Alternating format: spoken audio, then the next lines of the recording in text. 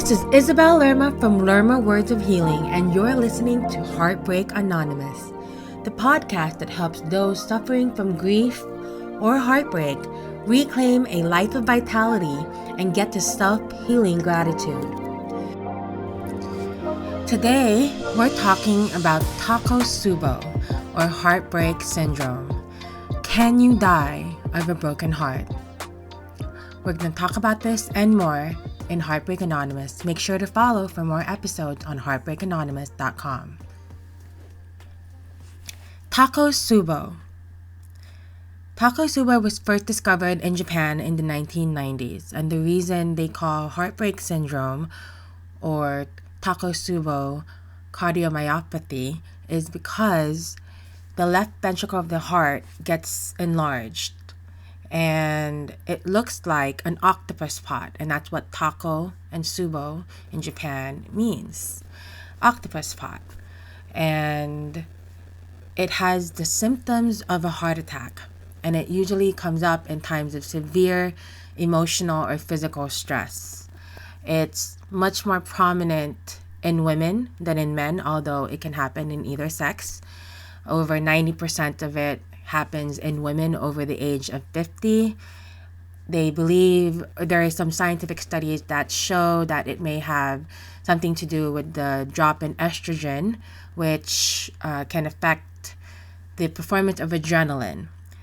That kind of puts your body into that fight or flight mode, freeze mode, and that can trigger the symptoms of TakoTsubo, which can feel very much like a broken heart, severe breathing, chest pain, etc. I don't know for sure if I experienced TakoTsubo syndrome, but there have been times in my heartbreak, in my grief, where the pain just felt so great. The physical pain around my heart felt so great that I couldn't breathe. And it really did feel like a panic attack or a heart attack that was happening. So it's largely misdiagnosed. The good news about this is that it doesn't leave scar tissue as it would in a normal heart attack or stroke situation. And for most people, majority of people, reoccurrence is rare, and the heart heals itself in a matter of weeks or months. However, when you're going through it, it can feel very real. And even though, again, reoccurrence is rare, it happens more often, majority in women. And the rate of TakoTsubo syndrome, as it's now being more mainstream and doctors are learning more about how to spot these signs. Unfortunately, because of the nature of it, it's treated as if it is a heart attack because it's really hard to tell otherwise, unless you're really, really looking for it. And you can see a picture of the heart, which shows the TakoTsubo image. And even though it is rare, it can happen again. And mostly, as I said, after menopause for women. And so with the pandemic, that rate has now skyrocketed to 6 to 7% versus about 1% before of the population experiencing this. And I think it has a lot to do with the deaths that people have experienced, because in times of physical and emotional stress, this is usually the large culprit. It can be a big life event, a death in a family, a loss of a pet. All of those things can trigger TakoTsubo syndrome. So it's really, really important if you're going through these feelings and you're feeling that,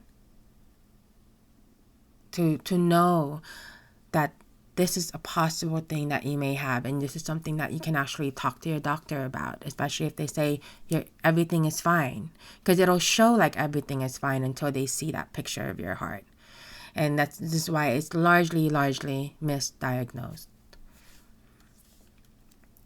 However, in this time that I remember myself physically feeling so ill and so much that my heart felt like it was going to explode, the thing is, it didn't. And that's really what happens with TakoTsubo. It's not going to, but it's just giving you awareness that you have pain, and that's feedback. And the beauty of what I've learned in doing what I do as a therapeutic writing coach and specializing in heartbreak and grief is that heartbreak and grief can linger for years and years and years. It can really keep you stuck where you are, not really moving forward. And there is a way to break through that. And the way I have been able to use it and develop to heal my own heartbreak and grief is through the Lerma therapeutic writing method. It really is a way that I teach you how to get to objectivity, release those emotional triggers, recalibrate them, and get to a state of gratitude. Only then can real healing open it up for you, and so can you then see the gifts that pain brought you, because the pain came with gifts for you. It was birthed. It was birthing then in the pain, so that you can have what you have now. You can be where you are right now, exactly where you are, listening to this podcast. It's hard to say that when you're going through all that heartbreak and grief that you will be grateful for it one day, but you will. And that's what you want. That's what we want to go to. Not to stay stuck in what could have been, but to see that the choices you made were exactly perfect for you. It was there to serve you, to be the best version of you that you are when you're living in your highest values. I have another webinar that's coming up. It's going to be coming up next week on Thursday. I really hope that you can make it. It's going to be at 7 p.m. Eastern Standard Time. If you want to know more, my website is lermawordsofhealing.com. Thank you so much for being here. I appreciate you. Catch us next week at heartbreakanonymous.com. My name is Isabel Lerma. Keep writing, and I'll talk to you soon.